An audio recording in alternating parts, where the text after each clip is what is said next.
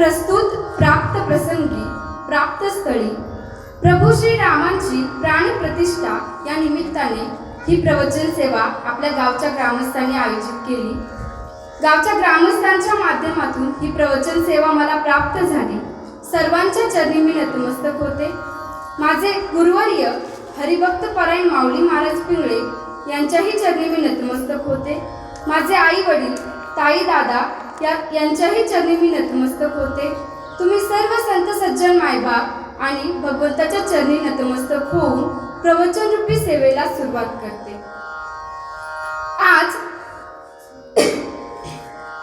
आज हिंदू धर्माचा सर्वात मोठा आनंदाचा उत्सव आहे। आज बऱ्याच दिवसानंतर हा राम मंदिराचा प्रश्न आज मार्गी लागून आपल्याला नवचेतना मिळाली आहे।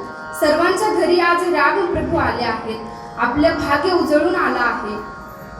ओ मेरे झोपड़ी के भाग आज खुल गए हैं, राम आए हैं। ओ मेरे झोपड़ी के भाग आज खुल गए हैं, राम आए हैं। ओ राम आए हैं, राम आए हैं। मेरे झोपड़ी के भाग आज खुल गए हैं, राम आए हैं। ओ राम आएंगे तो अंगना सजाऊंगी, दीप जला के दिवाली में मनाऊंगी। मेरे जन्मों के सारे पाप धुल जाएंगे, राम आए हैं। मेरे झोपड़ी के भाग आज खुल गए हैं, राम आए हैं। प्रवचन रूपी सेवेसाठी निवडलेली ओवी श्रीमद भगवद्गीतेतील 9व्या अध्यायातील 516व्या क्रमांकाची ओवी। तरी झड झडोली वहिला निग, ये भक्तीची या वाटे लाग, जिया पावीची अव्यंग निज धाम माझे। ज्ञानेश्वर महाराज या ओवीचा अनुवाद करत असताना आपल्याला या मृत्यू लोकातील सर्व गोष्टींचा परित्याग करायला सांगतात। माऊली म्हणतात, त्या मृत्यू लोकातील सर्व गोष्टींचा परित्याग करून तू लवकर या प्रपंचातून या संसारातून बाहेर पड आणि भगवंताच्या भक्तीच्या मार्गाला लाग। आपल्याला भक्तीच्या मार्गाने भगवंताच्या निर्दोष स्वरूपाला प्राप्त हो, असा या ओवीचा सरळ सोपा भावार्थ। आता भक्ती म्हणजे काय आणि आपण कोणत्या देवाची भक्ती करायला पाहिजे, तर आपण भक्ती करणार ही निर्गुण निराकार ईश्वराची। मग निर्गुण निराकार ईश्वर म्हणजे कोण, तर ज्याला कुठलाच रूप नाही, ज्याला कुठलाच रंग नाही, ज्याला कुठलाच आकार नाही, असा ईश्वर म्हणजे निर्गुण निराकार ईश्वर। मग आता तो ईश्वर म्हणजे कोण, तर आपल्या या शरीरात असलेला आत्मा, आपला आत्मा म्हणजे ईश्वर। मग आता रामायण म्हणजे काय, राम म्हणजे काय, सीता म्हणजे काय, त्यानंतर रावण म्हणजे काय, मारुती म्हणजे काय आणि लक्ष्मण म्हणजे काय, तर ऐका। राम म्हणजे आपल्या शरीरामध्ये असलेला आत्मा, सीता म्हणजे शांती, मारुती म्हणजे श्वास, लक्ष्मण म्हणजे लक्ष आणि रावण म्हणजे राग। तर रावणाने सीता मातेचे हरण केलं, म्हणजे रागाने शांतीचं हरण केलं। रागाने शांतीचं हरण केलं, त्यामुळे आत्मा आपला अशांत झाला, म्हणजे रावणाने सीता मातेचे हरण केलं आणि त्यामुळे रामप्रभू अशांत झाले। मग आता रामप्रभूंना शांती मिळवून देण्याचं कार्य कुणी केलं, तर हनुमंतरायाने। हनुमंतराय म्हणजे आपल्यातला असलेला श्वास। मग आपल्या आत्म्याला शांती मिळवून दिली ती श्वासाने, कारण आपण श्वासाद्वारे भगवंताचे नामस्मरण करतो। श्वासोश्वास आपण भगवंताचे नाम घेतो आणि मग ह्या नामामुळे आपल्या आत्म्याला शांती प्राप्त होते आणि या शांतीमुळे आपल्याला ईश्वराची भेट होते। म्हणून हनुमंतरायाने सीतामातेचा शोध लावून दिला आणि सीतामातेचा शोध लागल्यामुळे रामप्रभूंच्या आत्म्याला शांती मिळाली। तर राम म्हणजे आत्मा, सीता म्हणजे शांती, लक्ष्मण म्हणजे लक्ष, रावण म्हणजे राग आणि हनुमंत म्हणजे श्वास। अशा प्रकारे आपल्याला आपल्या आत्म्याला शांती मिळाली आणि असं झालं हे रामायण। तर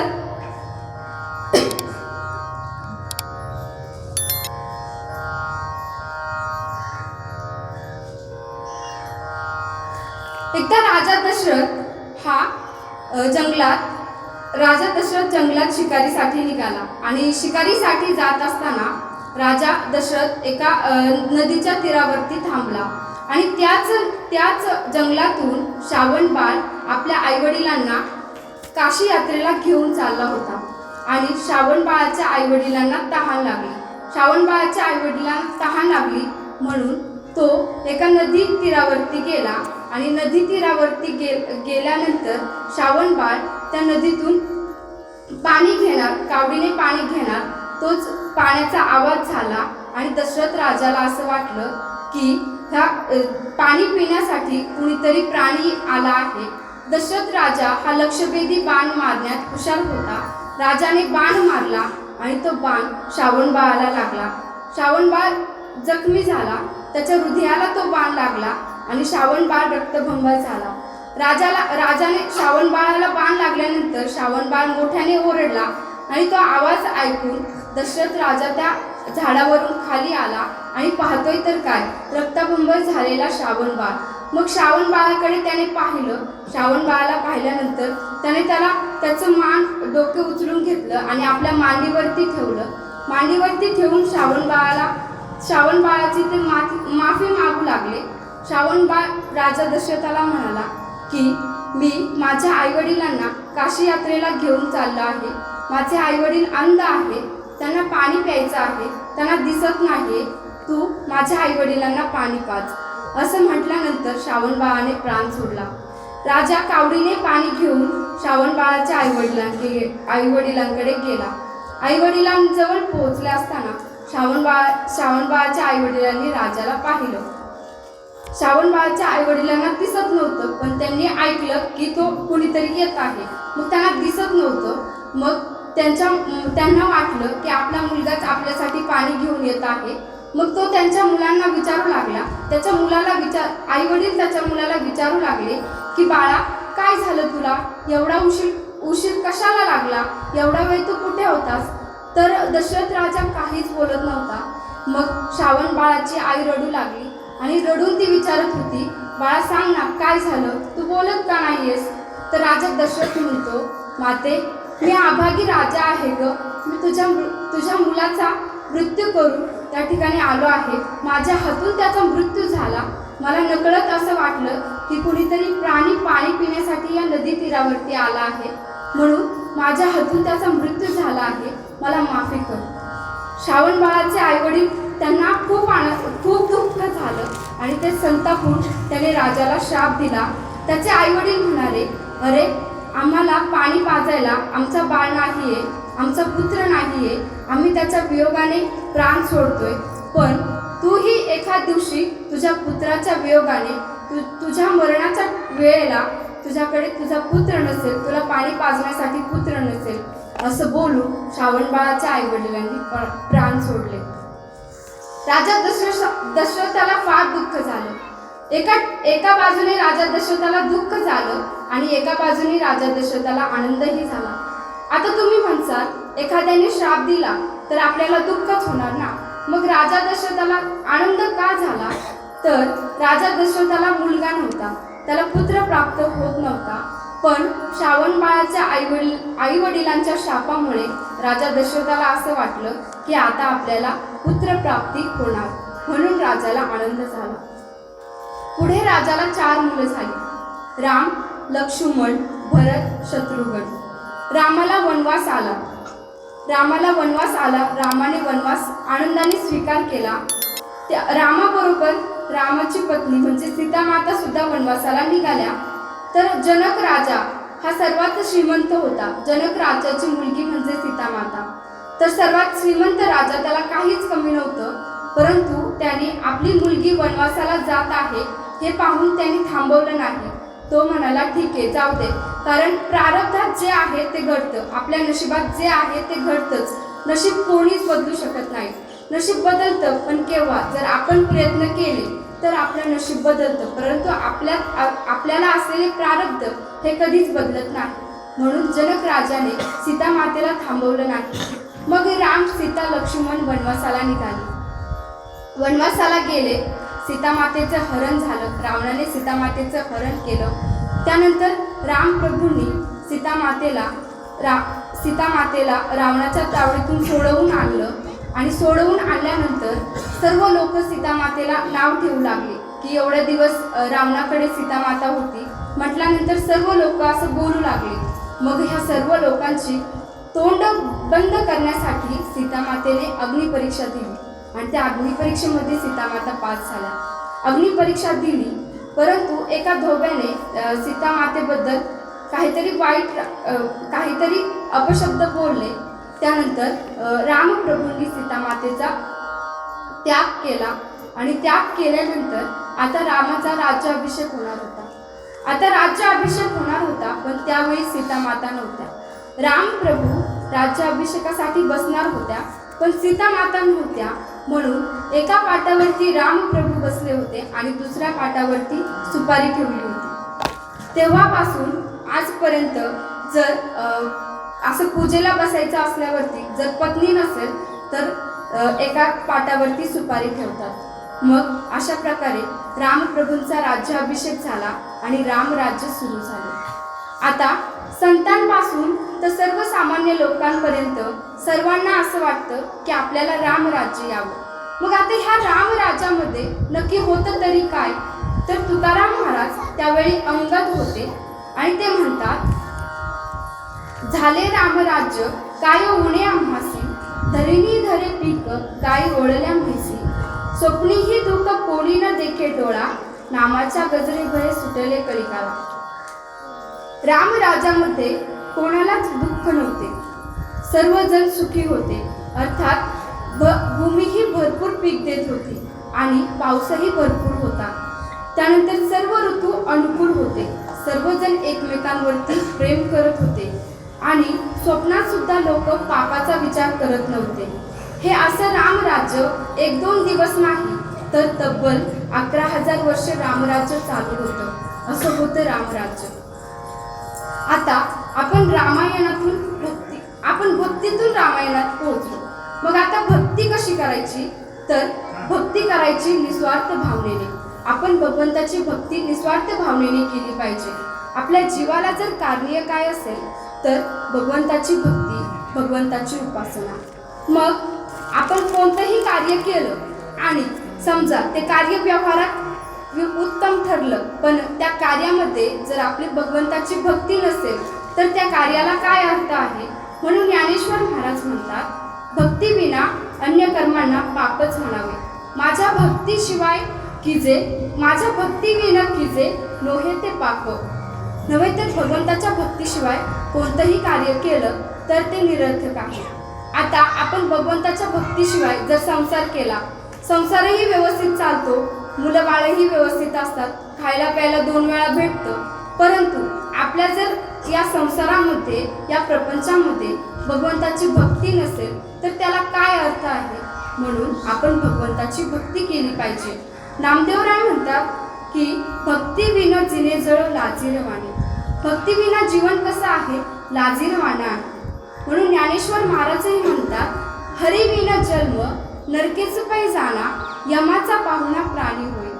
ज्याच्या जीवनात हरिभक्तीच नाहीये त्याचं जीवन कसं आहे, नरक आहे. तर भगवंताने आपल्याला हा मनुष्य देह भगवंताचं नामस्मरण, भगवंताचं चिंतन, भगवंताचं भजन करण्यासाठी दिलेला असतो. परंतु याची जाणीव किती लोकांना असते. जसं एखाद्या परीक्षेमध्ये सर्वच विद्यार्थी, लाखो करोडो विद्यार्थी एखाद्या परीक्षेमध्ये भाग घेतात. CET, GE झालं, ह्या परीक्षेमध्ये विद्यार्थी भाग घेतात, परंतु या परीक्षेमध्ये प्रथम क्रमांक हा एखाद्याचाच येतो. तसंच ह्या परमार्थामध्ये सुद्धा अनेकांनी जरी उड्या मारल्या तरी भगवंत प्राप्तिरूपी तीरावरती एखादाच पोहोचतो. गावाकडची 4-5 मुले तळ्यात पोहण्याकरता गेली. त्यांनी तळ्याच्या एका तीरावरून तर समोरच्या तीरापर्यंत कोण जातं हे पाहण्यासाठी शर्यत लावली. मग सर्वांनी तळ्यात सोबत उड्या मारल्या. जो तो एकाच्या पुढे गेला की मागच्याची चेष्टा करण्याकरता काहीतरी बोलायचा. आणि आपल्यातही असं असतं, जर एखादा व्यक्ती उच्च पदावरती गेला तर लोक त्याची चेष्टा करण्यासाठी काहीतरी बोलतातच. तसंच सर्व मुलं पोहत होती आणि एकमेकांची चेष्टा करायची. परंतु एक मुलगा असा होता की जो काहीच न बोलता पोहत होता आणि त्याची ही सर्व मुले चेष्टा करू लागली. शेवटी सर्वजण अर्ध्यावरच थांबले आणि हा एकटाच न बोलणारा मुलगा समोरच्या तीरापर्यंत पोहोचला. कारण त्याला पोहण्याचे मुख्य वर्म माहीत होते. बोलताना तोंड उघडलं की पोहताना दम लागतो आणि मग जास्त वेळ पोहणं कठीण जातं. म्हणून हा एकटाच समोरच्या तीरापर्यंत पोहोचला. तसंच परमार्थाचंही आहे. आपण परमार्थामध्ये सगळेजण उड्या मारतो, परंतु भगवंत प्राप्तिरूपी तीरावरती एखादाच पोहोचतो. का तर त्याला एकट्यालाच ते भगवंताचं वर्म माहिती असतं. शहरातील काही विद्यार्थी खेडेगावात आले. शहरातील विद्यार्थ्यांना खेडेगाव जास्त आवडतं आणि आपल्या खेडेगावातल्या विद्यार्थ्यांना शहर जास्त आवडतं. तर ते विद्यार्थी खेडेगावात आले आणि खेडेगावात ते नदीच्या पलीकडे गेले आणि सगळीकडे फिरून झाडे वगैरे पाहिली त्यांनी. फळे बोरा असं काय खाल्लं आणि मग घरी यायची रात्रीची वेळ झाली. त्या मुलांनी ड्रिंक पण केलेली होती. रात्रीची वेळ झाली, त्यांना उशीर झाला घरी यायला आणि नदी पार करायची होती त्यांना. तर तो नदीचा जो नावाडी आहे त्याने नदी तीरावरती ती नाव एका तीरावरती झाड होता आणि त्या झाडाला बांधून ठेवलं. मग ही मुलं त्या नावेमध्ये बसली आणि रात्रभर यांनी नाव चालवली आणि सकाळ झाली आणि पाहतात तर काय, नाव आहे त्याच जागेवरती. त्यांना असं वाटलं की आश्चर्य झालं. पण पाहिलं त्यांनी की ती जी नावेची दोरी आहे ती झाडालाच बांधलेली होती. तसंच आपली प्रेमाची दोरी जर आपण संसारात बांधली तर एका क्रियेला काहीच अर्थ, काहीच किंमत राहत नाही. तुलसीदास म्हणतात, सर्वांवरचे प्रेम काढून, प्रेमाचे धागे काढून ती प्रेमाची दोरी देवाच्या चरणी बांधा, याचेच नाव भक्ती आहे. आता भक्ती कशी करायची? भक्ती कोणी केली? तर भक्ती केली शबरी मातेने. शबरी माता ही जातीची भिल्ली, अत्यंत धार्मिक श्रद्धावान अंतकरणाची होती. ती मातंग ऋषींची श्रद्धेने भक्ती करत आणि मातंग ऋषी पुढे निज धामास गेले. शबरी माता शोक करू लागली. त्यावर मातंग ऋषींनी शबरी मातेला सांगितलं की तू रामप्रभूंची भक्ती कर, रामप्रभूंचं नामस्मरण कर, रामप्रभू तुला घरी येऊन भेट देतील. मग शबरी मातेने रामप्रभूंचं नामस्मरण भक्ती करायला सुरुवात केली. आता रामप्रभू येणार म्हणून शबरी मातेने सर्व पटांगण सर्व झाडून घेतलं, सडा रांगोळी काढली, फुले वगैरे सगळ्यांनी असं अंगण सजवून ठेवलं. तर अशा प्रकारे तिने अंगण सजवलं आणि ती रानात जायची, फळे बोरा गोळा करून आणायची. मग एक शबरीचं निस्वार्थ प्रेम पाहून, निस्वार्थ भक्ती पाहून रामप्रभूंनी शबरी मातेला दर्शन दिलं. शबरी मातेला दर्शन दिलं आणि रामप्रभूंनी शबरी मातेला आलिंगन घातलं. शबरी मातेला फार आनंद झाला. मग रामप्रभू शबरी मातेला म्हणू लागले की शबरी, मला भूक लागली आहे, काहीतरी खायला दे.